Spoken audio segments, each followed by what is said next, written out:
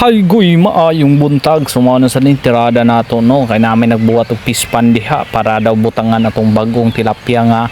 bagong gianak yung gawas na para dako na pud ilang langoy-langoy yan mo ni tirada kay namin nagtrabaho ay matik no so atong buhaton diha ay sos kabalo na magluto na pud ta so ato ang tirada karon no manok nga Bisaya with lutya nga ato ang sabawon sulami kay ni siya nga atong pagkatirada dito nato ng lamas para mahumot ba nya mariniti na natong manok diha lantawa dako kay na no so lami kay natira nya so mikos-mikos ako kay ukay na diha para lami sad na nya nga atong ibutangay diha nang langoy na daghan naman ko na sila sumo nang gipa-extensionan aron daghang masulod dito nga area sumo na biragoy diaragoy mo na ni plastada nato no manatog lunod nato atong manok diha gimikos-mikos na nya pagkahuman recipe ang bagong recipe daw ni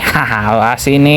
ay bitsinan na sayo nabalida o sunara day asinan diha no so bukal na diha nya kana diha kay plaster naman na lantawa lata-lata naman na ay tirada na ng lutya diha isagol na diha kaya dong